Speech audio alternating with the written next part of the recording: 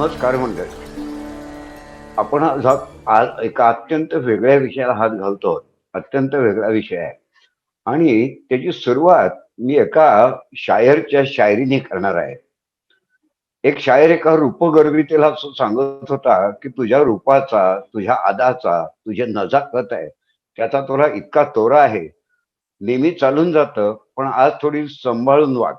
आता तुला थोडासा तगडा मुकाबला आहे. आणि म्हणून तो त्या रूपगर्वितेला असं सांगतोय कि संभल के देखिएगा आईना, संभल के देखिएगा आईना, आज सामना है मुकाबिल का. कारण ती स्वतःच आरशात बघायला चाललेली आहे. तेव्हा स्वतःचं रूप आरशात बघून तरी तू कदाचित असं म्हणशील की आज कोणीतरी तोडीस तोड मिळाला. आणि आज सामना आहे मुकाबिल का, असा आजचा हा विषय आहे. आपण या मुकाबल्याला, या विषयाला आपण प्रत्यक्षात सुरुवात करूया. तुम्हाला माहिती आहे, नेहमीचा आपला शिरस्ता आहे की कुठल्याही कार्याचा आरंभ हा आपण आद्य देवता गणपती, कुलदेवता आणि गुरु यांच्या नामस्मरणाने करतो, असा उपासना शास्त्राचा दंडक आहे. आणि म्हणून या तिन्ही देवतांचं नामस्मरण करून, त्यांना सहाय्यास्तव प्रार्थना करून, किंबहुना मी तर असं म्हणेन की माझ्या मुखे तुम्हीच वदा, माझे मी पण त्यातून वरजा. ऐसे केल्याने गुरुराया होईल कीर्ती अपरंपार. बोलताना कंठ माझा असला, घसा माझा असला, तरी बोलविता धनी वेगळाची. याची यथार्थ जाणीव ठेवून आपण आजच्या विषयाकडे वळतो आहोत.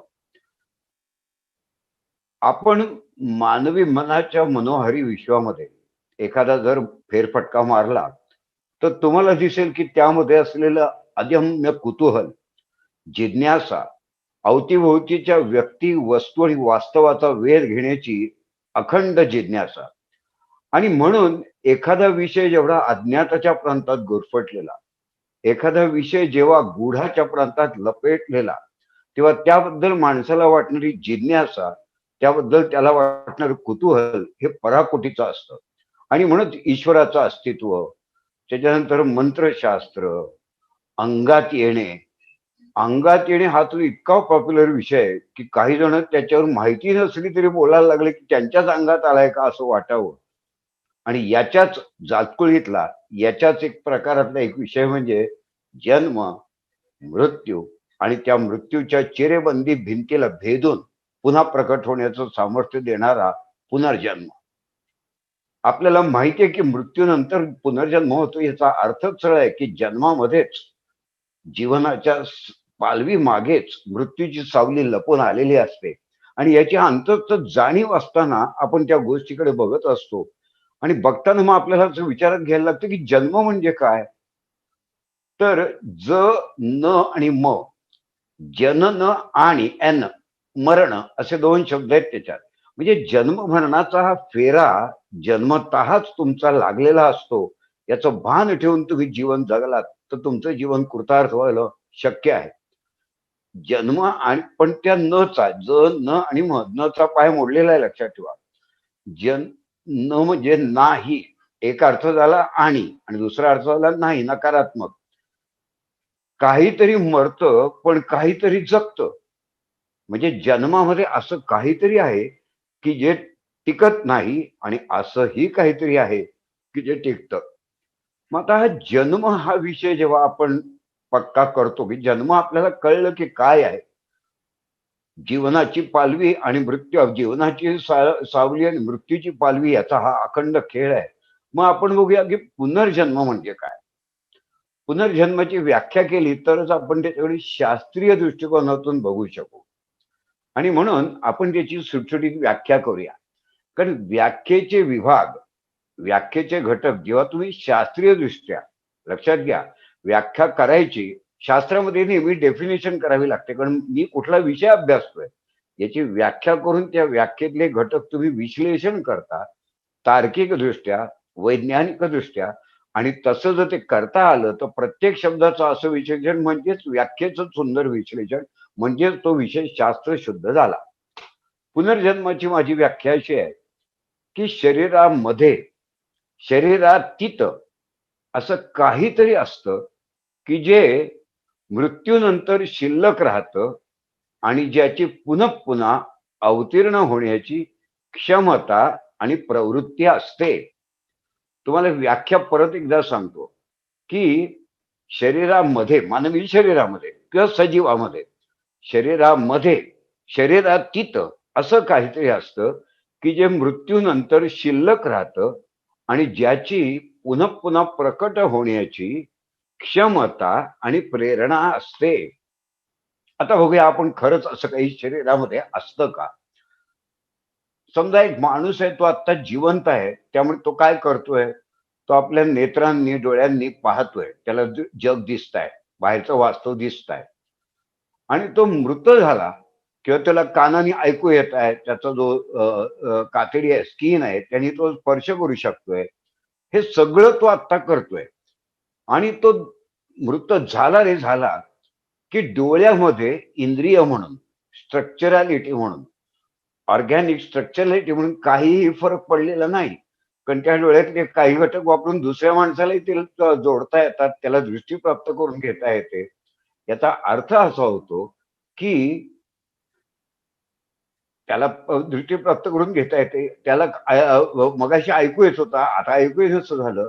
म्हणजे झालंय असं की नेत्र आहेत, पण नेत्रामागचा द्रष्टा निघून गेला. कान आहे, कानाची रचना सेम आहे, कान आहेत, परंतु त्याच्या मागचा श्रवण करता निघून गेला. स्पर्श आहे, कांती आहे, स्पर्श आहे, पण स्पर्शामागचा जाणीवधारी निघून गेला. याचाच अर्थ ह्याच्या मागे जे जीव तत्व होतं, ह्या जडाच्या मागे, हे सगळे इंद्रिय ही जडाची रचना आहे. रचना आहे म्हटल्यावरती जडाचीच असणार. तर इंद्रिय रचना ही जडाची आहे आणि त्याच्या मागे, त्या इंद्रिय रचनेच्या मागे जो जीव तत्व आहे ते निघून गेलं. म्हणजे एक गोष्ट सिद्ध झाली की शरीरामध्ये, म्हणजे कानाच्या मध्ये, डोळ्याच्या मध्ये, कातडीच्या मध्ये, शरीरामध्ये शरीरातीत असं काहीतरी होतं की जे निघून गेलं. आता ती तशीच सोसून त्याचा काही उपयोग नाहीये आणि ह्याची आपल्याला पूर्ण जाणीव असते. म्हणून आपण एखादा माणूस जर गेला तर धावपळ करून शेजाऱ्यांना, आजूबाजूच्यांना काय सांगतो आपण त्यांना की अहो ते तात्यासाहेब गेले, त्यांना पोचवायला चला. तो एक माणूस त्याला म्हणाला की गेले म्हणताय ना, मग तो पोचवायचंय कोणाला. याचा अर्थ असा की गेला तो वेगळा होता आणि ज्याला पोचवावं लागतं तो वेगळा होता. गेलं ते जीव तत्व होतं आणि पोचवावं लागतं ते जड तत्व होतं. याचा अर्थ आपल्याला अंतस्थ जाणीव घेऊनच आपण जन्माला आलेलो आहोत. अंतस्थ जाणीव घेऊन जन्माला आलेलो आहोत की आपल्या त्या दोन वस्तू प्रवृत्ती आहेत आणि याचं भान आपण राखत नाही. आपण आपल्याला कायमस्वरूपी परमनंट सर्वार्थाने शरीर समजतो, सर्वार्थाने जड समजतो. ते जीवतत्वाचं भान आपल्याला नसतं. यालाच अध्यात्म म्हटलंय की मानवाची बुद्धी जड बुद्धी आहे, जड बुद्धी आहे. मग ह्या दोन गोष्टी झाल्यावर आणखीन असं काही आहे का प्रूफ. एक तिसरं पण प्रूफ आहे की जे तुम्हाला असं सांगतं की हो, शरीरामध्ये असं काहीतरी वेगळं आहे. शरीरामध्ये जीव आहे म्हणून आपण त्याला सजीव असं म्हणतो, बरोबर. शरीरामध्ये जीव आहे म्हणून त्याला आपण सजीव म्हणतो. पण पण काय होत आहे की तो जीव असून सुद्धा, सजीवामध्ये जीव आहे, तो एका विशिष्ट इंद्रियात आहे का. तर ते समजा हृदयामध्ये आहे, ते बाजूला काढून ठेवलं तर ते कार्य करेल का, त्यात जीव आहे का, नाहीये. तो मेंदूत आहे, मेंदू कार्य करतो का, नाही. एकही इंद्रिय असं नाही की सजीवाचं आहे पण ते स्वतंत्र एकटं कार्य करेल. इंद्रियांमध्ये जीव आहे पण इंद्रियातीत आहे म्हणून ते बाजूला काढल्यावरती काही करत नाही. मग हा जीव कुठे आहे, म्हणजे माणसामध्ये हा जीव कुठे आहे. तर माणसामध्ये जीव ह्या जड रचनेमध्ये आहे, स्ट्रक्चरॅलिटी मध्ये आहे. हृदय त्या जागी असल्याशिवाय काम करणार नाही. हृदयाची जागा थोडी जरी बदलली तरी काम नाही करणार. म्हणजे जीव रचना ही शरीर रचनेतून असलेला संकल्पना आहे, कन्सेप्ट आहे. त्याला जीवात्मा म्हणतो. जीवात्मा हे शब्द थोडासा वेगळा आहे, लक्षात ठेवा. जीव म्हणजे आपण ज्याबद्दल लाईफ फोर्स, ज्याच्याबद्दल आता आपण बोलतोय त्याला म्हणायचं जीव. आणि दुसरं तत्व आहे ते जीवाचं लक्षण काय? हालचाल करणे. बघा तुम्ही कुठलं इंद्रिय बघा, आपलं जड आहे पण ते जीव तत्व आहे म्हणून ते हालचाल करतं. आणि म्हणून जीवाचं लक्षण हालचाल आहे आणि शिवाचं लक्षण आत्मभान, अवेअरनेस. मी मी कविता केली तर जे मला गंमत वाटते, आनंद मिळतो, माझा अहंकार सुखावतो की मी केली. हीच कविता कॉम्प्युटरनी केली तर कॉम्प्युटरला काहीच अभिमान वाटत नाही. कॉम्प्युटरची छाती अभिमानाने फुगत नाही. कारण कॉम्प्युटरमध्ये ऍक्शन आहे, कॉम्प्युटरमध्ये जीव आहे, पण कॉम्प्युटरमध्ये शिवतत्व नाही. जीवतत्वाचे आनंद आहार, विहार, निद्रा आणि मैथुन आहेत आणि शिवतत्वाचे आनंद त्याग भावना, नैतिकता, पुढचा विचार, उद्याची चिंता, इतरांचा विचार, हे सगळे शिवतत्वाचे गुण आहेत, आत्मभानातून आलेले आहेत. आणि हे आत्मभान हे जडाचं नाही, जीवतत्व हे रचनेचं आहे, पण शिवतत्व हे जडाचं नाही. आणि म्हणून जीवात्मा जीवात्मा पुन्हा पुन्हा जन्म घेतो. एक गोष्ट नक्की सिद्ध झाली की शरीरामध्ये प्रत्यक्षामध्ये असं काहीतरी आहे की जे शरीरापेक्षा वेगळं आहे. आणखीनही त्याचे काही सायंटिफिक आर्ग्युमेंट आहेत, पण आपण आज या लेवलला इतक्या खोलात नको शिरूया. नाहीतर मग आपली पंचज्ञानेंद्रिय आहेत ना, त्यांच्या मर्यादा आहेत, त्या विज्ञान सिद्ध आहेत, लक्षात ठेवा. डोळ्यांना किती दिसतं, कानांना किती ऐकू येतं, आणि ते इतकं नगण्य आहे, इतकं नगण्य आहे की विश्वाच्या अस्तित्वामध्ये, ध्वनी लहरींच्या अस्तित्वामध्ये तुमच्या ऐकणाऱ्या ध्वनी या मोजू सुद्धा नाही आहेत, इतक्या कमी आहेत. 20 ते 20,000 सायकल्स पर सेकंद एवढंच ऐकता. आणि इन्फ्रारेड आणि अल्ट्रासाऊंड असे मग मोजले तर कोट्यावधी इंटू कोट्यावधी इतकी संख्या आहे. तुम्ही ऐकता किती? 20 ते 20,000 सायकल्स पर सेकंद. म्हणजे नगण्यचो, पेपरामध्ये ठार नापास झाला. प्रत्येक ज्ञानेंद्रियाला प्रचंड मर्यादा आहेत आणि त्या विज्ञान सिद्ध आहेत. मग एक शक्यता आहे की ती इंद्रिय आपल्याला फसवत असतील. हरकत नाही, इंद्रिय आपल्याला फसवत असतील, पण इंद्रिय ज्याला फसवतात तो मी, ते जीवतत्व आतमध्ये असलं पाहिजे. कारण फसवण्यासाठी आतमध्ये कोणीतरी पाहिजे. चुकीची माहिती द्यायची झाली तरी जो ऐकणार ह्याचा कोणीतरी वेगळा पाहिजे. म्हणजे इंद्रियजन्य ज्ञान हे जडवाचक असलं तरी जीवतत्वात वेगळं असलं पाहिजे, त्याशिवाय त्या जडाला काही अर्थ राहत नाही. फसवणार कोणाला? इंद्रियांचं अज्ञान दाखवणार कोणासमोर? अशी अनेक कारणं वारंवार तुम्हाला सिद्ध करतात की शरीरामध्ये, शरीरातीत, बियॉन्ड द फिजिकल शेल काहीतरी आहे. आता ते मृत्यूनंतर शिल्लक राहिलं पाहिजे, असून काय उपयोग आहे नुसता? ते का शिल्लक राहतं ते सांगतो. खरं सांगायचं तर मृत्यू कशाचाच होत नाही. विज्ञान काय सांगतं तुम्हाला? Law of conservation of matter, वस्तूचे अविनाशित्व. ना तर काही नव्याने निर्माण होतं, ना आहे ते नष्ट होतं. हा विज्ञानाचा आणि भगवद्गीतेत सांगितलेला स्वच्छ संकल्प आहे. मग माणूस मरतो, नष्ट होते वस्तू, म्हणजे काय होतं? तर त्याचा आकार बदलतो, वस्तुमान बदलत नाही. त्या आकारातून जे विघटित घटक आहेत त्यांचं एकत्र वस्तुमान, एकत्र वजन सेम असतं, असा विज्ञानाचा सिद्धांत आहे. मग शरीराला, जडाला, इंद्रियांना आकार आहे म्हणून ती मृत्यू पाहू शकतात, नष्ट होऊ शकतात. कारण आपला संबंध, आपलं अंडरस्टँडिंग आकारबद्ध आहे. आपली समज ही आकारबद्ध आहे, आकारबद्ध आहे. आणि म्हणून ती जी समज आहे आकारबद्ध, त्याच्यामुळे मृत्यू होऊ शकतो. आपण जर डायरेक्ट जड शरीरापेक्षा जीवतत्वाकडे लक्ष दिलं असतं तर जीवतत्व कसं आहे? जीवतत्वाला आकार नाही, त्याला प्रवृत्ती आहे. लॉ ऑफ ड्युअलिटी असा एक सिद्धांत निसर्गाचा, कॉस्मॉसचा माझ्या लक्षात आला. वर्षोनवर्ष मी चिंतन मनन केल्यावर माझ्या लक्षात आलं की निसर्गामध्ये दोन भिन्न गोष्टी असतात आणि त्या एकमेकांना काउंटर बॅलन्स करतात. तशा असा व्याच लागतात, त्याशिवाय विश्व, त्याशिवाय कॉस्मॉस टिकूच शकत नाही. मग लॉ ऑफ ड्युअलिटी असं सांगतो की एकाला आकार असेल तर दुसऱ्याला प्रवृत्ती असते. बरोबर. एकाला शेप असेल तर दुसऱ्याला टेंडन्सी असते. खरंच असं असतं का बघूया. समजा एक एक गोष्ट अशी आहे की तर खरं तर असं आहे की शरीराला आकार आहे. एक उदाहरण घेऊ आपण की पाण्याने भरलेला ग्लास आहे, तो मी तुमच्या समोर धरला. तर पाणी आहे ना, त्याला प्रवृत्ती आहे की ग्लासचा आकार ते धारण करतं. जसा ग्लास चौकोनी, ग्लास चौकोनी पाणी, गोल ग्लास गोल पाणी, जसं ग्लासचा आकार. मग ग्लास जर मी माझ्या हातातनं पडला आणि फुटला, तर मी वाक्य काय म्हणेन की ग्लास फुटला. पाणी फुटलं असं म्हणतो का मी? नाही. कारण पाण्याला फक्त आकार धारण करण्याची प्रवृत्ती आहे. ते गोळा करून दुसऱ्या ग्लासमध्ये टाकलं तर ते आकार धारण करेल.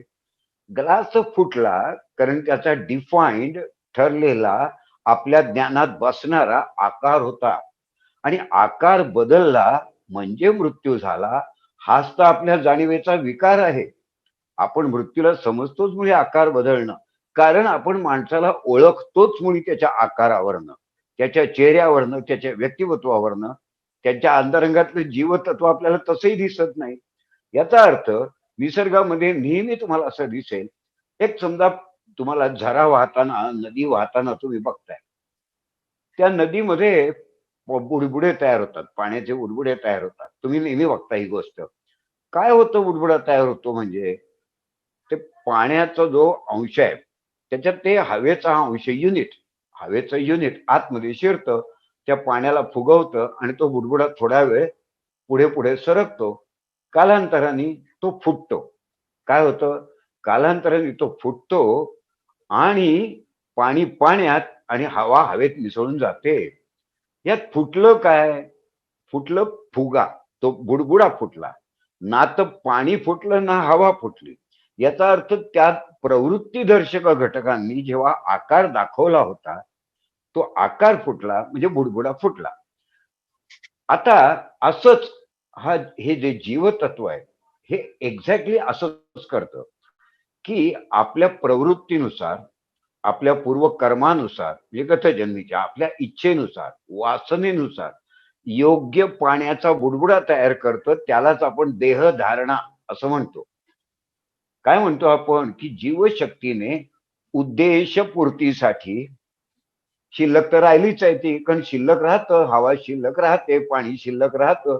बदलतो तो फक्त आकार. त्यामुळे शरीरामध्ये शरीरातीत तत्व आहे. ते मृत्यूनंतर शिल्लक राहतं का? हो, राहतं. बुडबुडा फुटला तरी पाणी आणि हवा शिल्लक राहते, असा त्याचा अर्थ झाला. मृत्यूनंतर शिल्लक राहते आणि त्याची पुन्हा पुन्हा प्रकट होण्याची, म्हणजे पुनर्जन्म घेण्याची, पुन्हा पुन्हा प्रकट होण्याची क्षमता आणि प्रवृत्ती आहे. दोन्ही गोष्टी पाहिजे तर लक्षात ठेवा. क्षमता कशावरनं आहे? सरळ आहे की एका वेळी जर हवेच्या युनिटने बुडबुडा तयार केला तर क्षमता तर सिद्धच केली आहे. आता त्या हवेच्या युनिटला, त्या अंशाला दुसरा बुडबुडा तयार करता येणार नाही असं म्हणायचं काहीच कारण नाही. जीवशक्तीने एक देह धारण केला, एक जन्म घेतला. जन्माच्या वेळेच्या ज्या प्रक्रिया आहेत त्या तिला ज्ञात होत्या, त्या तिने गर्भामध्ये विकसित केल्या, देह धारण केला. इतकं सगळं ज्ञान असलेली जीवशक्ती परत कुठलंच शरीर धारण करणार नाही असं म्हणण्याचं कुठलंही कारण नाही. म्हणजे वैज्ञानिक सुद्धा असं काही कारण देऊ शकत नाही, कारण नाहीच आहे मुळी. तर क्षमता जेव्हा एकदा सिद्ध होते तेव्हा ती सिद्धच आहे. ती परत जन्म घ्यायला सक्षम आहे. पण घ्यावा का तिने? म्हणजे क्षमता आणि प्रवृत्ती दोन्ही पाहिजे आपल्याकडे.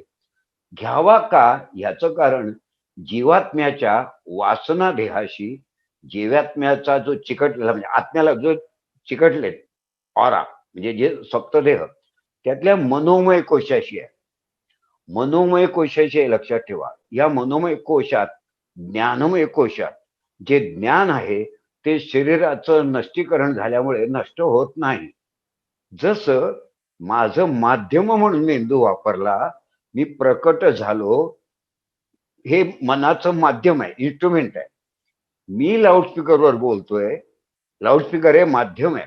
लाऊडस्पीकरची यंत्रणा बंद पडली म्हणून माझे विचार नाही ना थांबले. मी बोलायचं थांबलो, मी म्हटलं बरंच बोलून झालं, आता मी थांबतो. माझे विचार चालूच आहेत. अर्थ लक्षात घ्या. की विचारांच्या जीवशक्तीच्या विश्वचेतनेच्या प्रकटीकरणाला माध्यम लागतं, अस्तित्वाला नव्हे. मनाच्या अस्तित्वाला, मनोमय कोशाच्या, ज्ञानमय कोशाच्या अस्तित्वाला देहाची गरज नाही. देहाची गरज नाही. क्वांटम फिजिक्सचा तुम्ही अभ्यास केला तर तुम्हाला कळेल की क्वांटम फिजिक्स हेच म्हणतं, एक्झॅक्टली हेच म्हणतं क्वांटम फिजिक्स. बरोबर. आपण त्या तितक्या खोलात आता नाही शिरत आहोत. तर याचा अर्थ काय झाला की तुम्हाला तुम्हाला यातनं की त्याची प्रवृत्ती आहे, आता ही त्याला ती प्रवृत्ती आली कुठून? मनोमय कोशात जन्मोजन्मीच्या वासना आहेत, इच्छा आहेत. इच्छापूर्तीची वासना त्या आत्मतत्वाला चिकटलेली आहे. ती वासना घेतल्यामुळे तो पुढचा जन्म घेतो. आणि म्हणून अध्यात्मात काय म्हणतात की तुमची वासना विरक्ती संपूर्ण एकही वासना शिल्लक नाही राहिली तर तुम्हाला काय मिळतं? मुक्ती. मुक्ती कोणाला मिळते? मुक्ती त्या आत्म्याला मिळते, आत्मतत्वाला मिळते. त्याला काही देणं घेणं नाही तुमच्या आयुष्याची. हा, त्याला काही कसली इजा होत नाही, त्याला शारीरिक गुणधर्म नाहीत, वास नाही, रंग नाही, रूप नाही. ते कसं नष्ट होईल? म्हणून भगवद्गीतेत काय सांगितलंय? नैनं चिंतन्ति शस्त्राणि नैनं दहति पावका न चैनम क्लेदयम त्यापो न शोषयित मारुता. जडाची बंधनं त्याला नाहीच आहेत त्या आत्म्याला. मग बंधनं कुठली आहेत? बंधनं कसली आहेत? कुकर असतो ना आपला, भात शिजवतो आपण, प्रेशर कुकर, त्यात वाफ तयार होते, वाफ. त्या वाफेला एकच गोष्ट कळते की मला बाहेर पडायचंय. मुक्तीचा संदेश सोडला तर वाफेला दुसरं काही कळत नाही. मग त्या वाफेवर बंधन कसलं? या मुक्तीला आडकाठी कोणाची? त्या मुक्तीला आडकाठी वरती लावलेल्या शिट्टीची. ही वासनेची शिट्टी जोपर्यंत तुम्ही उडवून लावत नाही तोपर्यंत हवा मुक्त होत नाही. आणि जर खूपच वासनेची शिट्टी बळकट लागली तर ती कधीतरी कुकर तोडेल. पण तिची शक्ती आणि ह्याची शक्ती बॅलन्स झाली नाही तर.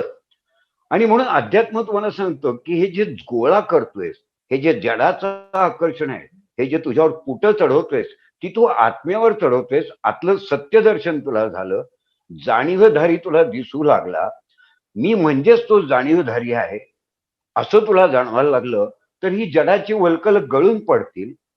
म्हणजे तुम्ही जडाच्या पातळीवर, व्यवहाराच्या पातळीवर अपयशी व्हाल असं म्हणायचंय का?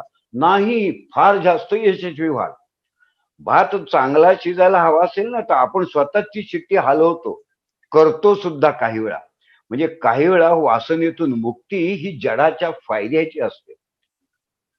वासनेची पूर्तता पुढची वासना निर्माण करते आणि इच्छा पूर्ती फारशी फायद्याची नसते, कारण इच्छेला मर्यादा नसते. इच्छा निवृत्ती फार फायद्याची असते. इच्छा निवृत्ती करून तर बघा, तुमच्या इच्छापूर्तीचे अनेक मार्ग सुरू होतात. कारण निसर्गाला कळतं की याला निवृत्त व्हायचंय, मग आता 2-4 इच्छा त्या फराफऱ्याच्या पूर्ण करून टाकू आणि याला मुक्तीच्या मार्गावर अग्रेसर करू. इच्छा निवृत्तीतून इच्छा पूर्तीकडे जाण्याचे मार्ग ओपन होतात. आपण उलट समजतो की मी जर सगळं विरक्ती ठेवली, इच्छा ठेवली नाही तर कसं होईल? नाही, इच्छा तुमची असू दे. त्यासाठी दिलेली भगवंताची आयुध तुम्हाला वापरायचे, त्याला मर्यादा कारण त्यांनीच दिलेत तुम्हाला, त्यासाठीच दिलेत. पण त्या इच्छेमध्ये, त्या इच्छेच्या पूर्ततेमध्ये, त्या कर्माच्या फलामध्ये अडकून राहू नका. ही अडकणं ही त्या वाफेला दाबणारी कुकरची शिट्टी आहे. अडकवते ना वाफेला ती.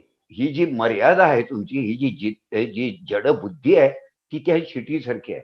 अडकू नका, अडकू नका. शिटीने शिटीचं काम करावं, वाफेने वाफेचं करावं, सगळं बिनबोभाट होईल. व्यवहार पूर्ण होईल, अतिशय उत्तम अन्न शिजेल आणि तुमचं जीवनही सुसह्य होईल.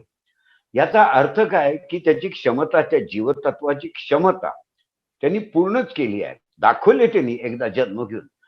प्रवृत्ती, ही प्रवृत्ती आहे ना, ही टेंडन्सी आहे. आपण म्हणतो या माणसाची प्रवृत्तीच अशी आहे. दाखवता येते काय प्रवृत्ती? नाही. त्या प्रवृत्तीतनं तो काय वागला, काय कर्म केलं, कोणाच्या अंगावर ओरडला, कोणाच्या अंगावर धावून गेला, हे दाखवता येतं. जडाची लक्षणं दाखवता येतात. म्हणून या सगळ्या जीवतत्वाला ही जी पुटं चिकटली आहेत, हे जे मी आणि माझं, हे जे पुट ऍड केलेत आपण, जन्माला मी आलो तर मी हे व्याकरणामध्ये सर्वनाम आहे.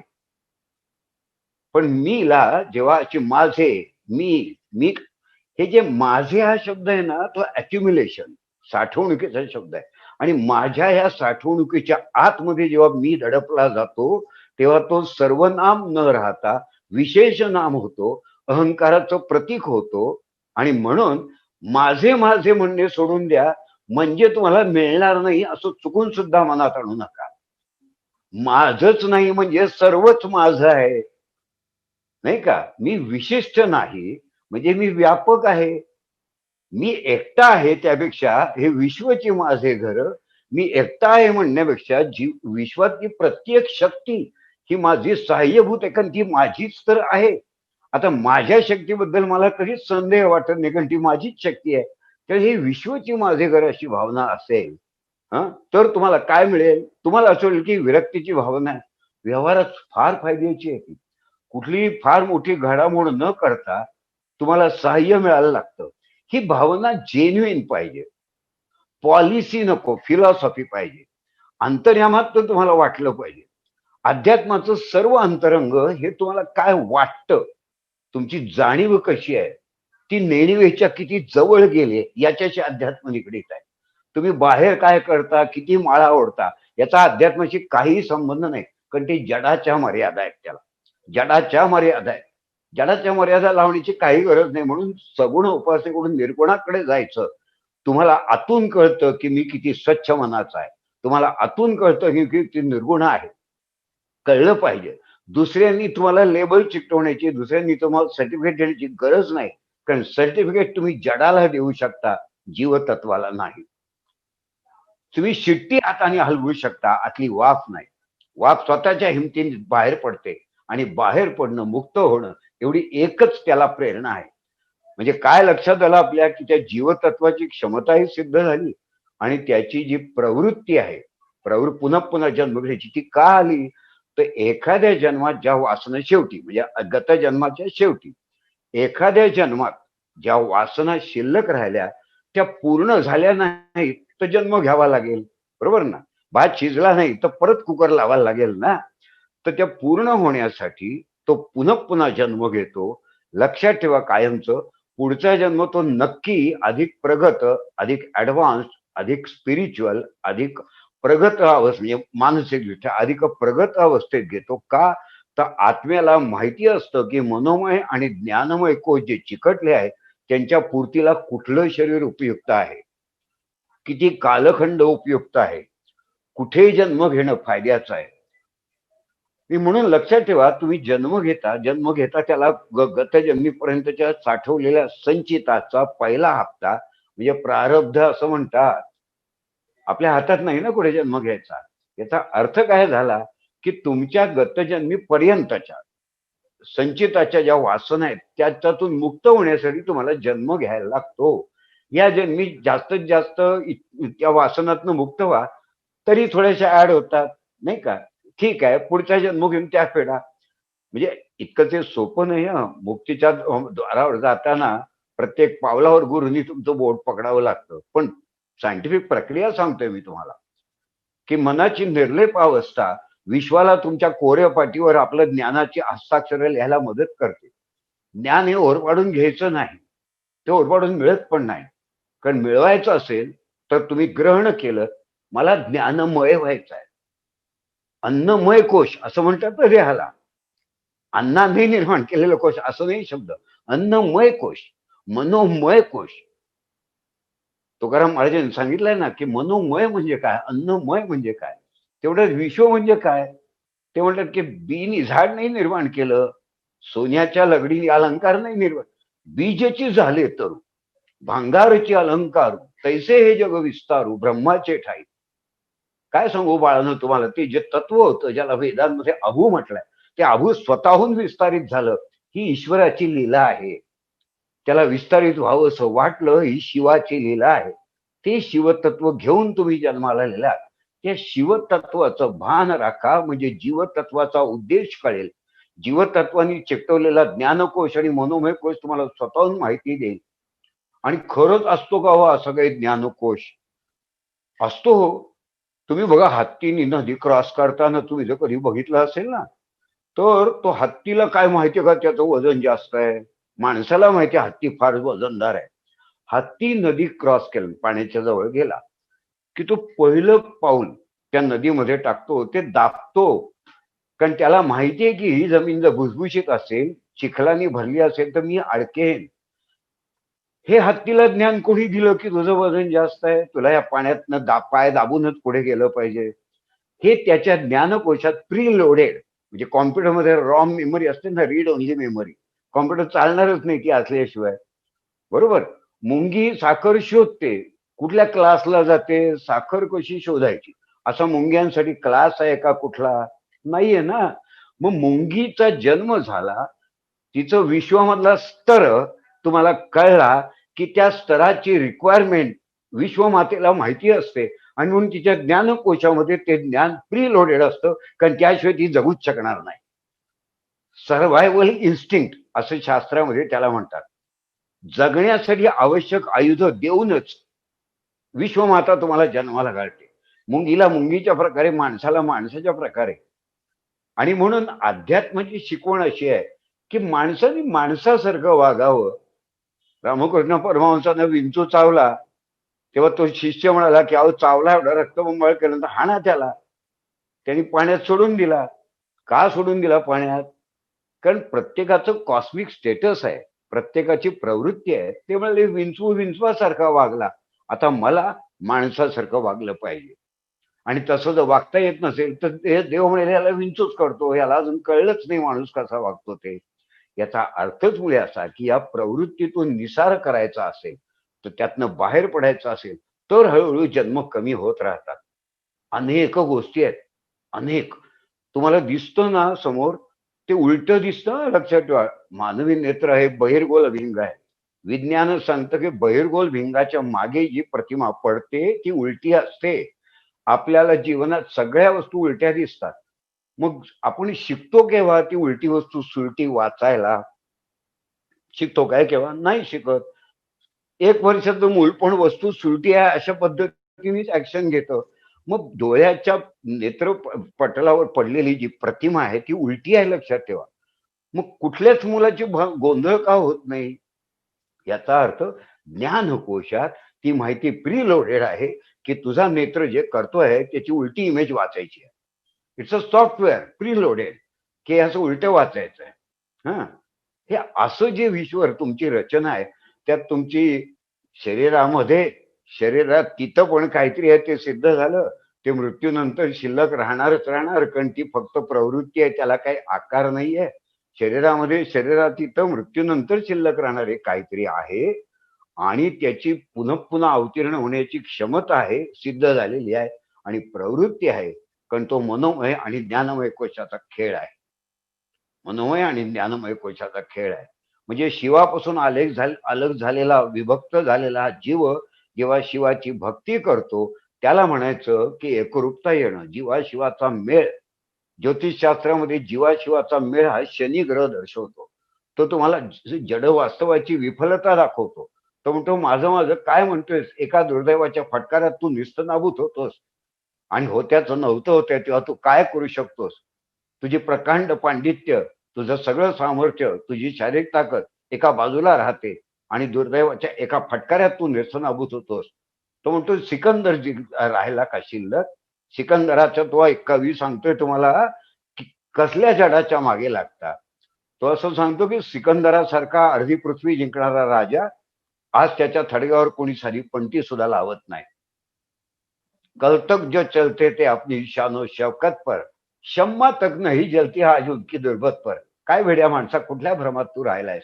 असं सांगणारा हा, असं तिचं सोडून द्या कवच सांगणारा हा जीवाशिवाचा खेळ ज्योतिषशास्त्र शनी दाखवतो. तो आपल्याला आवडत नाही, लक्षात ठेवा. ज्योतिषात शनीला आपण दोष देतो, अडचणी आणल्या, अमुक केलं, मला साडेसाती आली. पण ते तुमचं प्रशिक्षण आहे. जीवनात प्रशिक्षणच चालू आहे की ज्ञानमय कोशातलं काय घ्यायचं, वासनेतली कुठली चांगलं, कुठली नैतिक, कुठली अनैतिक, विवेकाला धरून काय, हे शिक्षण यासाठीच तर जन्म झालेला आहे. मग साडेसाती काय वाईट आहे? शनीने 2 तडाखे मारले, तर त्याच्याकडे शिक्षा न म्हणता शिक्षण म्हणून का नाही बघतायत आपल्याला? बरोबर. आपल्याला गतजन्मीच्या कुंडली बनवायचा अभ्यासायचा आहे ना, म्हणून मी त्या विषयाकडे वळतोय. पण याचा अर्थ सगळ्यांनाच ते मान्य होतं का, की असं पुनर्जन्म असतो? नाही. अतिशय बुद्धिमान असलेले, कारण आर्ग्युमेंट जेव्हा आपण करतो ना, तेव्हा खंडन आणि मंडन, म्हणजे मी मंडन केलं, मी प्रेझेंट केले आर्ग्युमेंट, पण याच्या विरोधात कोणाला काही म्हणायचं आहे का, त्याचं मला खंडन करावं लागतं. ते एक आर्ग्युमेंट तुम्हाला सांगतो. चारवाक होते, चारवाक, ते दत्तात्रेयांचे म्हणजे ज्ञानमूर्ती असलेल्या दत्तात्रेयांचे अवतार मानले जातात. चारवाक. चारवाकांनी तुम्हाला सांगितलं, म्हटलं खुळेपणा करतोच काहीतरी, कुठला पुनर्जन्म आणि कसलं काय. त्यांनी काय सांगितलं तुम्हाला, की भस्मीभूतस्य देहस्य पुनरागमनम कुतः. एकदा जीव जळला, त्याला तुम्ही दहन केलं, कसला देह आणि कसला जन्म. भस्मीभूतस्य देहस्य पुनरागमनम कुतः. मग जे नास्तिक आहेत, जे विज्ञानवादी स्वतःला समजतात, ते म्हणतात बघा, चारवाक म्हणाले होते. म्हणजे ते स्वतःला चारवाकियन फिलॉसॉफीचे पुरस्कर्ते मानतात, पण त्यांना उरलेली अर्धी ओळ माहित नसते. आता गंमत बघा, विसंगती काय झाली ते बघा. चारवाकांचं वाक्य का महत्वाचं, तर ते साक्षात ज्ञानमूर्ती दत्तात्रेयांचे अवतार. अवतार म्हणजेच काय, पुनर्जन्मित ना. मग पुनर्जन्मित एखाद्या साधू संतांनी तुम्हाला सांगायचं की पुनर्जन्म नसतो, यात विसंगती आहे. मग ती चारवाक करायचे का? नाही. त्याला विज्ञानाच्या परिभाषेत किंवा वेदांच्या परिभाषेत त्याला म्हणतात, की एखादी आर्ग्युमेंट करायची, एखादा विचार मांडायचा, तुम्हाला पुढे जायला सांगायचं, आणि मग तुम्हाला मागे सांगून बघ पुढे गेलास तर खड्ड्यात पडशील. येत आहे तुझ्या लक्षात? हो बरोबर आहे म्हणे, तुम्ही सांगितलं मला पटलं, मी पुढे गेलो तर पुढे खड्डा होता. याला वेदांच्या परिभाषेत टेलिओलॉजिकल रिझनिंग म्हणतात. हे आपल्या लॉजिकपेक्षा फार वेगळं आहे.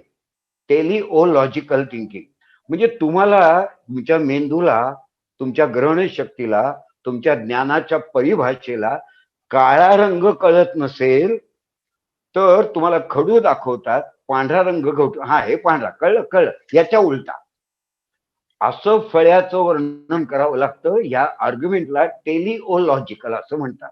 मग चारवाकांची ही आर्ग्युमेंट टेलिओलॉजिकल आहे. ते कशावरनं ओळखायचं? पहिलं तर वाक्य तुमच्या आमच्या तत्वज्ञानाच्या साफ विरोधात बोलले. भस्मीभूतस्य देहस्य पुनरागमनम कृता ऋणम कृत्वा धृतम पिबेत. काय म्हटलं पुढच्या ओळ, हे श्लोक एकच आहे, लक्षात ठेवा. वैज्ञानिक लोक, नास्तिक लोक पहिलीच ओळ सांगतात तुम्हाला, ऋणम कृत्वा धृतम पिबेत. काय, एक जन्म आलाय, पाहिजे तेवढं लोन घे आणि मौज मजा कर, आनंदी आनंद कर. ऋणम कृत्वा, लोन घे आणि मौज मजा कर, उधळणपट्टी कर, असं तो म्हणतोय. मला सांगा, मॉडर्न इकॉनॉमिक्स मध्ये, मॉडर्न अकाउंटन्सी मध्ये इन्व्हेस्टमेंटसाठी घेतलेले पैसे, कर्ज म्हणून जे घेतो आपण, त्याची कॅपिटल इन्व्हेस्टमेंट न करता ते खर्च करून टाकणे, म्हणजे एक्सपेन्सेस म्हणतो अकाउंटंट, हे तुमच्या विनाशाचं कारणीभूत होतं. हे बरोबर ना, हे विनाशाला कारणीभूत होतं, करेक्ट. तर याचा अर्थ असा की पुढचं वाक्य म्हणतात की ऋणम कृत्वा धृतम पिबेत. ते म्हणतात अरे एक जन्म मिळालाय, मस्त चांगलं तूप तूप रोटी खा, मस्त स्वतःला जाडजूड कर. मेडिकल सायन्स सांगतं का तुम्हाला की तूप रोटी खा आणि वजन वाढव? सांगतं का? नाही ना. बरोबर ना. अगदी मेडिकल सायन्स तुम्हाला असं म्हणत असलं की एकच जन्म एक शरीर, तर ते म्हणतात सांभाळायचं असेल तर असं काहीतरी जाड होण्याचं पदार्थ खाऊन नाही चालणार. मग चारवाकांनी पहिलं वाक्य सांगितलं की भस्मीभूतस्य देहस्य पुनरागमनम कुतः, मग ऋणम कृत्वा धृतम पिबेत, हा काय प्रकार आहे? याला मी टेलिओलॉजिकल आर्ग्युमेंट म्हणतो. ते म्हणतात पहिलं मान्य केलं ना, जा थोडा आणखीन पुढे जा, हे पटलं, आणि मग तुला जीवनात जेव्हा विदारक अनुभव येतात, तुला विज्ञानाचे विदारक अनुभव येतात, तेव्हा तू म्हणतो अरे बापरे, पहिलं वाक्य यांनी उलट्या अर्थाने म्हटलं होतं. हा, तुला घ्यायचे का विषयाची परीक्षा, मी पिऊन बघ विष. आणि आपण वेडेपणा केला की ते विष प्यायलो आपण. आपण वेडेपणा केला की ते विष प्यायलो आपण. याचा अर्थ काय झाला, की इतक्या प्रगल्भतेने तुम्ही विचार करू लागलात, तर त्या वाक्याची मेख कळते तुम्हाला. आणि म्हणून मी असं म्हणतो की चारवाक सुद्धा आपल्याच बाजूचे होते. चारवाक सुद्धा पुनर्जन्म मानणारेच होते, आणि पुनर्जन्म ते मानणारच, कारण ते बुद्धिसागर असलेल्या दत्तात्रेयांचे पुनर्जन्मित अवतार होते. इतकं सगळं समजल्याच्या नंतर आपल्याला वाटतं की उदाहरणं आहेत का काही? तुम्हाला माहिती आहे की भगवंतांनी कर्माचा सिद्धांत सांगितलाय. की जे कर्म कराल त्याप्रमाणे फळ मिळणारच. तुम्ही चांगली कर्म करून ना वाईट कर्माचं फळ पुसून नाही टाकत शकत. वाईट चांगल्या कर्माचं चांगलं फळ मिळेल, वाईट कर्माचं फळ भोगावं लागेल. सौम्य करता येईल काही उपाय करून, आराधना उपासना करून करता येईल. पण तुम्ही म्हणाल की संपूर्ण कर्म मुक्ती नाही, ती नाही होणार. भीष्माचार्य जेव्हा शरपंजरी पडले महाभारताच्या युद्धात, इतकं आध्यात्मिक उच्च दर्जाचं व्यक्तिमत्व की त्यांना आपले 100 जन्म आठवत होते. 100 गतजन्म 100 आठवत होते. आपल्या विषयामध्ये याचा बोध काय झाला माहितीये, की 100 जन्म झाले होते त्यांचे, म्हणजे पुनर्जन्म सिद्ध केला होता भीष्माचार्यांनी. हा एक अर्थ झाला. दुसरा अर्थ असा झाला की 100 जन्म झाल्यावर त्यांनी भगवंताला विचारलं, वासुदेवाला विचारलं, की भगवंता तुझी कर्माची थेअरी सांगते की मला मी मी तर काही 100 जन्मात काही केल्याचं आठवत नाही की मी शरपंजरी पडावं. भगवंत म्हणाले नाही, ती कर्माची थेअरी अशी चुकीची नाही ठरणार. त्यांनी डोक्यावर हात ठेवला आणि 101 जन्म मागे नेलं. 101 जन्माचा चित्रपट दाखवला. एकही दोष नाही, एकही कर्मदोष नाही की ज्यासाठी असं व्हावं. 102 जन्म जेव्हा मागे नेलं तेव्हा ते भिल्ल होते त्या जन्मी. आता आपल्या शास्त्र आत्ताच्या विषयाला एक महत्वाचं घट, भिल्ल होते म्हणजे माणूसच होते, बरोबर ना. म्हणजे माणसाचा जन्म आला होता तो तेव्हा, आताही माणसाचाच आला. यातनं अनेक संकेत तुम्हाला शास्त्रीय संकेत मिळत आहेत, पण तो आपला आजचा विषय नाही. ते भिल्ल होते आणि शिकारीला गेले असताना त्यांच्या भात्यामध्ये जे बाण ठेवले होते त्यांनी, त्याच्यावर एक खार बसली होती, खार. आता वेगवेगळे लोक वेगवेगळ्या प्राणी सांगतात, पण तर्काच्या दृष्टीने प्राणी कोण बसला होता हे महत्वाचं नाही, खार बसली होती. आणि अत्यंत राखट माणूस, शिकारी वृत्तीचा माणूस, प्रवृत्ती लक्षात ठेवा. शिकार बघितली माझ्या भात्यावर साधी खारीसारखा क्षुद्र प्राणी बसतोच कसा, असं भाता घेतला आणि असा झटकला की दूर जाऊन अंतरावर पडली. ते काटेरी झुडूप होतं आणि त्या काटेरी झुडपातले सगळे काटे त्या खारीच्या अंगाला बोचले होते. ती काट्यांच्या शय्येवर झोपली होती आणि भगवंतांनी सांगितलं की हे दृश्य बघतोयस, या दृश्याचा, या कर्माचा परिपाक म्हणजे 102 जन्मानंतरचा हा शरपंजरी पडण्याचा योग. असं महाभारतात तुम्ही जर नीट विचार केला तर प्रत्येक माणसाने, प्रत्येक कॅरेक्टरने श्रीकृष्णाला प्रश्न विचारले की असं का झालं, मला असं का वाटलं, मी असा का वागलो, बरोबर. पण आता आपण एक उदाहरण घेतलं की भीष्माचार्यांचं. याचा अर्थ आता काही जण काय तुमच्या आमच्यासारखी माणसं काय म्हणतात, काय हरकत नाही हो, 102 जन्मानंतर फळ मिळतं ना, आता काय करायचं ते करून घेतो. नाही, 102 जन्मानंतर तुमची सुटका नाही होती इतक्या लांबपर्यंत. भीष्माचार्यांचं आध्यात्मिक सामर्थ्य अफाट होतं, लक्षात ठेवा. त्यांना मिळणारं फळ सुद्धा तितक्या तीव्रतेचं होतं. त्यासाठी socio economic and cosmic condition generate व्हायला लागतात, त्या महाभारताच्या काळात झाल्या, म्हणून ते फळ तेव्हा मिळालं. तुम्ही करताच गोष्ट इतकी मामूली की त्याचं शिक्षा द्यायला तुम्हाला पुढचा जन्म चिकार झाला, बहुतेक वेळा ते याच जन्मात भोगावे लागतात. तेव्हा भीष्माचार्यांनी 102 जन्मानंतर फळ मिळालं, यातनं तुम्ही सुटकेचा निश्वास वगैरे टाकण्याचं काही कारण नाही. आपण हा विषय ना तार्किक पातळीवर बघतोय. शेवटी मी माझ्या व्यवहारासाठी वापरतो ना अध्यात्म, आधी आत्मना. मी आतमध्ये कसा आहे त्याचं शुद्धीकरण म्हणजे अध्यात्म. आत्मन म्हणजे मी, आधी म्हणजे आत. शरीराच्या आत काय, मन बुद्धी चित्त आणि विवेक. विवेक आत्म्याचा प्रतिनिधी आहे. त्याचसाठी तर सगळा खाटाडोप आपण आता करतो आहोत, बरोबर ना. याचा अर्थच मुळे असा की ह्या सगळ्याचं परिमार्जन विशिष्ट प्रकारेच होतं. आता इतकं सगळं स्वच्छ तुम्हाला कळलं की शरीरात इथं असे तत्व आहे, ते मृत्यूनंतर शिल्लक राहते. त्याला अवगुंठित केलेला वासना देह आणि ज्ञानमय कोश असतो, त्यामुळे आपल्याला पुन्हा पुन्हा जन्म घ्यावा लागतो. तो घेण्याची क्षमता आणि प्रवृत्ती त्या जीवतत्वाने सिद्ध केली आहे, कारण त्याच्या अंतर्यमेची ऊर्जा ही आत्मतत्वाची आहे. आणि म्हणून या आत्मतत्वाला स्मरून आपण असा विचार केला पाहिजे की या संकल्पेतून, पुनर्जन्माच्या संकल्पनेतून काय शिकलो आपण. शिकलो असं की आपल्याला माहिती आहे की जीवतत्व आहे ते मरत नाही, आत्मतत्व राहतं, ते पुन्हा पुन्हा जन्म घेतं. म्हणजे जे सगळे सोयरे एखाद्या माणसाच्या त्यांच्या मृत्यूमुळे, एखादा माणूस म्हणतो की सगळे सोयरे अलग झाले, त्यांचा विरह झाला, त्याला एक भावनिक आश्वासकता आहे की बाळा रडू नकोस, चिंता नको करूस, कुठल्या तरी जन्मात तुला हे कुठल्या ना कुठल्या तरी रूपात भेटणार आहेत. कुठल्या रूपात भेटतील माहित नाही, तर आजच्या प्रत्येक रूपावर प्रेम कर.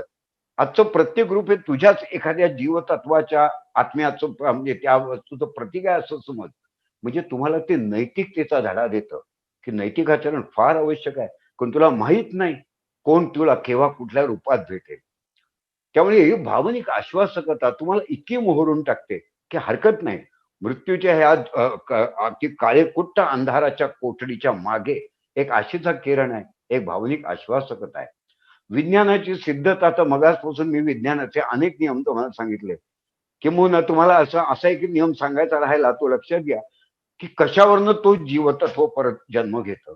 एक तर ती हवेचा अंश तोच तीच बुडबुडा निर्माण का करणं सहज करेल.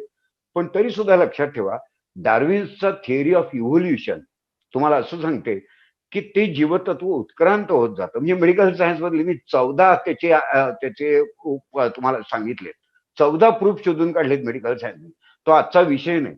पण एक सोपं गणित लक्षात ठेवा. डार्विन सांगतो की जीवाची उत्क्रांती होते अॅमिबापासून माणसापर्यंत. मी गमतीने पूर्वी अॅमिबा ते कस्तुरबा असं म्हणायचो. From a single cellular amoeba to intellectual giant human being. आता प्रगती होते म्हणजेच गतजन्मीचा ज्ञानकोश, गतजन्मीचा भावकोश माझ्याकडे असला पाहिजे ना बॅकग्राऊंडला, माहितीला. आणि तसा असतो असं मेडिकल सायन्स मध्ये 12 ठिकाणी मी सिद्ध केलाय. म्हणजेच काय, तोच जीव जन्म घेतो तरच तिसरीतला मुलगा चौथीत जाईल. इव्होल्युशन कधी होईल? असं होतं का हो की पाचवीतली मुलं वेगळी, ती चौथीत केव्हाच नव्हती आणि सहावीत केव्हा नव्हती? असं नाही होत. चौथीतला मुलगा पाचवीत, पाचवीतला मुलगा सहावीत. याला डार्विन थिअरी ऑफ इव्होल्युशन म्हणतात. नाही तर आम्ही तू माणूस अशी डेव्हलपमेंट होणारच नाहीये तुमची. बरोबर ना? याचा अर्थ असा होतो की ह्या प्रक्रियेमध्ये ते सेम जीवतत्व आपल्या इच्छापूर्तीसाठी पुन्हा पुन्हा हे निर्विवाद सिद्ध झालेलं आहे. आणि असं जीवतत्व की जे आपल्या संपर्कात आलं होतं ते कुठल्या तरी जन्मात आपल्याला भेटेल ही भावनिक आश्वासकता आहे. त्याच्यानंतर तुम्हाला वैज्ञानिक सिद्धता परिपूर्ण तुम्हाला मी करून दाखवली. त्याच्यानंतर तुम्हाला जीवनाचा धडा आहे की नैतिकतेने वाग, पण तुला कर्माचं फळ सोडता येणार नाही. तुला तर 102 जन्मानंतर मिळेल एवढा सुद्धा ऍच्युरन्स नाही. तेव्हा नैतिक आचरण करणं, कर्म शुद्ध करणं हे तुझ्या हिताचं आहे. तू कर्म शुद्ध करून दुसऱ्याचं किती भलं केलं हे सोडून दे. जो तो आपल्या कर्मानेच त्याची फळं भोगत असतो. त्यामुळे तुझं कर्म शुद्ध करणं हे तुझ्या अंतिम हिताचं आहे. ह्या जन्मी नाही तर पुढच्या जन्मी. कारण ह्या जन्मीचं तुझं कर्मसंचित पुढच्या जन्मी प्रारब्ध म्हणून प्रकट होणार आहे. ह्या जन्मीचं कर्मसंचित पुढच्या जन्मीचं प्रारब्ध आहे. आणि प्रारब्धाच्या नंतर केलेलं क्रियमाण म्हणजे त्या जन्मीचं तुमच्या क्षमतांचा वापर करून केलेली कर्म ही तुझ्या उत्थयनाची, ही तुझ्या प्रगतीची आणि तुझ्या भविष्यकालीन संचयाची ती सुरुवात आहे. त्यामुळे प्रत्येक जन्म जोडलेला आहे. गत जन्म आहे, हा जन्म आहे, ह्याच्या नंतरचा पुढचा पुनर्जन्म आहे. आणि ह्या तीनापैकी तुम्हाला आवडेल ते घ्या. तुम्हाला भावनिक बौद्धिकदृष्ट्या पटली तर शास्त्रसिद्धता घ्या, वैज्ञानिकता घ्या. तुम्हाला भावली तर भावनिक आश्वासकता घ्या. आणि तुम्हाला व्यवहाराला साक्षी ठेवणारी नैतिकता आवडली, तुम्हाला कर्म साक्षीत्व आवडलं तर ते कर्म साक्षीत्व घ्या. पण याच्यासारखी सुंदर, नितांत सुंदर संकल्पना नाही. कारण तुमच्या व्यवहारामध्ये, तुमच्या उन्नतीमध्ये, तुमच्या पुढच्या जन्मामध्ये, तुमच्या कर्माच्या थिअरीमध्ये प्रत्येक ठिकाणी ही संकल्पना तुम्हाला मार्गदर्शन देत असते. जर तुम्ही त्याचा शास्त्रीय दृष्ट्या विचार केलात तर, जर तुम्ही त्याचा अर्थतेने विचार केलात तर. मी नेहमी तुम्हाला माझ्या स्टुडंटला सांगत असतो की तर्काचे आणि अर्थतेचे 2 पंख लावले तर 7वं आसमान सुद्धा तुमच्या मुठीत आहे.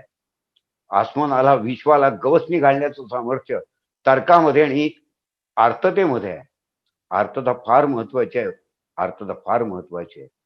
आपण आता लक्षात ठेवा, ज्ञानेश्वरांनी अर्थसाध घातली. हं की विश्व स्वधर्म सूर्य पाहो, जो जे वांछील तो ते लाहो. प्राणीजात ही अर्थता फार महत्वाची आहे, लक्षात घ्या. आणि हे जर दोन्ही गोष्टी तुम्ही जमल्या तर पुनर्जन्माची संकल्पनाही तुम्हाला कळेल. त्यात तुम्ही मशगूल होऊन जाल, विसर्जित व्हाल आणि विशेष सर्जनाला सुरुवात होईल. पुनर्जन्माच्या संकल्पनेचा कुठलाही धागा पकडलात तरी तुम्ही त्यात विसर्जित व्हाल, घडून जाल आणि विसर्जित होऊन विसर्जनाला म्हणजे विशेष सर्जनाला आपण विसर्जन करतो तेव्हा काय शब्द बोलतो? पुनरागमनायच. विशेष सर्जनासाठी ते विसर्जन आहे. आतापर्यंत चुका झालीत म्हणून पाठी पुसणं आहे. पाठी पुसणं म्हणजे नवीन लिहिणं आहे.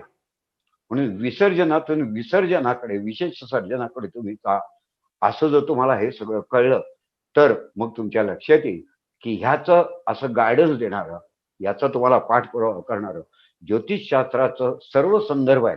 आत्म्याचा कारक रवी आहे, नाही का? आत्म्याचा कारक रवी आहे. वासनेचा मनाचा कारक चंद्र आहे. वासनेवरचे ओरखडे म्हणजे तीव्र वासना नेपच्यून आहे. कर्माचा कारक शनी आहे. या सर्वांची गुंफण करून मी 9 सूत्र शोधली. मी ज्योतिषात दिलेल्या गोष्टी, ग्रंथोक्त गोष्टी कधीही केल्या नाही, कारण ती माझ्यासाठी माहिती होती. आणि माझी लालसा माहितीची नाहीये, माझी लालसा ज्ञान लालसा आहे. मला स्वतःला अस्तित्वाचा वेध घ्यायचा आहे. अवतीभोवतीच्या व्यक्तींचं, वस्तूंचं आणि वास्तवाचं मला जाणीव करून घ्यायची की हे आहे काय. The curiosity to know something. A philosopher's instinct to a knowledge. फिलॉसॉफरचं काय इन्स्टिंक्ट आहे? ए फिलॉसॉफरचं instinct a knowledge for the sake of knowledge. I may not get anything, I may not get any benefit, but knowledge for the sake of knowledge. चांगल्यासाठी चांगलेपणा करून बघा ना. चांगल्याचं फळ मिळतं, ह्याच्यात कशाला अडकून पडता? तुम्हाला आतून शुद्ध झाल्याची भावना येईल. आणि अशी जर तुमची भावना असेल तर ज्योतिषशास्त्राचे हे असे सगळे नियम समजावून, त्याची मांडणी करून, संशोधन करून, वारंवार वर्ष त्याच्यावर विचार करून, रात्री 2:30-3 ला उठून असे नियम सुचलेले मी लिहून काढलेत. आणि त्याचे एक फॉर्म्युला तयार करून मी तुमच्या आत्ताच्या कुंडलीवरनं, आत्ताच्या कुंडलीला मी कर्मकुंडली म्हणतो, आत्ताच्या कुंडलीला कर्मकुंडली म्हणतो. आणि त्या कर्मकुंडली कडून ती कॅल्क्युलेशन करून, ती सूत्र शोधून मी ती गतजन्म कुंडली मांडतो. आता तुम्ही कृपा करून इथे एक असा गैरसमज नका करून घेऊ की गतजन्म कित्येक वर्ष पूर्वीचा असतो. 150, 200, 250 इतका पूर्वीचा असतो.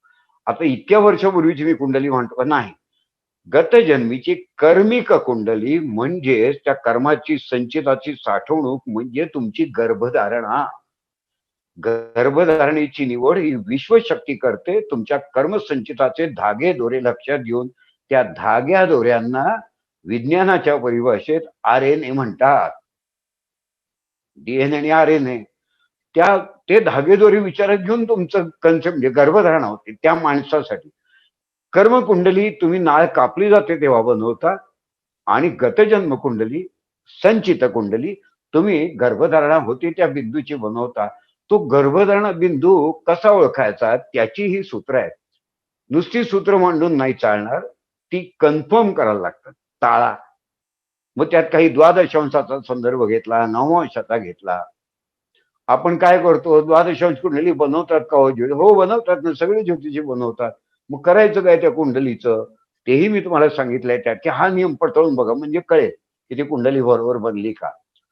अशा 6 कुंडल्या मी सोडवलेल्या, 6-7 कुंडल्या मी प्रत्यक्ष त्या वर्गात, जो मी क्लास घेणार त्यात प्रेझेंट करणार आहे. मी ती सूत्र सांगणार आहे तुम्हाला. आणि त्या मांडलेल्या कुंडल्या म्हणजे लग्न कुंडली आणि संचित कुंडली, मी त्याला संचित कुंडली म्हणतो. या दोघांमध्ये काय धागेदोरे आहेत, संचितामधला कुठला दोष आहे की ह्या जन्मी कर्माचं पूर्ण फळ मिळत नाहीये, काय दोष आहे ह्या जन्मीचा. म्हणून संचित कुंडलीचा अभ्यास करून संचित दोष जो झालाय तो शोधून त्याचं निदान आणि निराकरण करणारे प्रतिकात्मक उपाय करता येतात का. मी स्वतः 15-20 केसेस सोडवलेत अशा. आणि अचंबित झालेलो आहे की जो सोपा उपाय मला संचित कुंडलीने सांगितला तो केल्यावर त्या माणसाची 25 वर्षाची समस्या पुढच्या 3 दिवसात सुटली.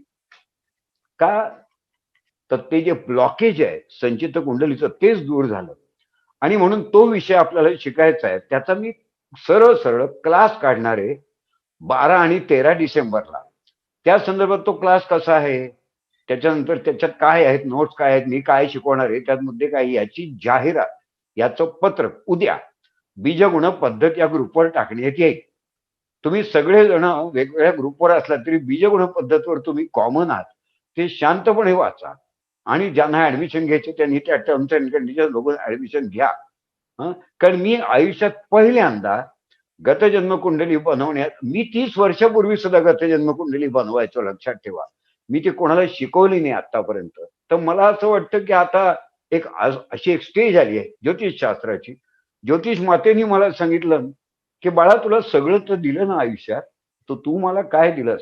रोज सकाळी ज्योतिष माता मला प्रश्न विचारते की तुला सगळं दिलं ना आयुष्यात, मग तू काय दिलंस? तर ज्योतिष माता मला सांगू लागली की आता काळ आला आहे, आता सामाजिक आणि अशी स्थिती आली आहे की ज्यात अशी माणसं तुला मिळतील की जी शिकू इच्छितात, जे जाणू इच्छितात आणि त्याचा नैतिकतेने वापर करू इच्छितात.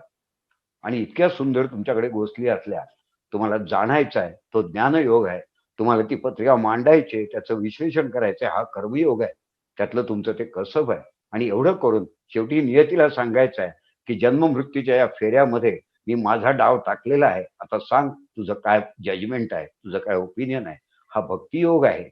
कारण ज्ञान जरी तुम्ही कितीही कर्माची दाणं टाकली तरी तो सापशिडीचा पट आहे, तो ओलांडता येत नाही. बुद्धिबळाचं 36 घरं 64 घरं ओलांडून जाता येत नाहीत. आणि म्हणून त्या पटावरची मी मर्यादित आहे. माझी कर्मबंधनात मी त्या मर्यादेत वागणार आहे, असं सांगून मिळालेल्या ज्ञान, वापरलेलं कसब आणि समर्पित केलेली ही भावना, हा ज्ञान, कर्म आणि भक्ती योगाचा त्रिवेणी संगम जिथे होईल, तिथे आपल्याला परत एकदा भेटायचं आहे. नमस्कार.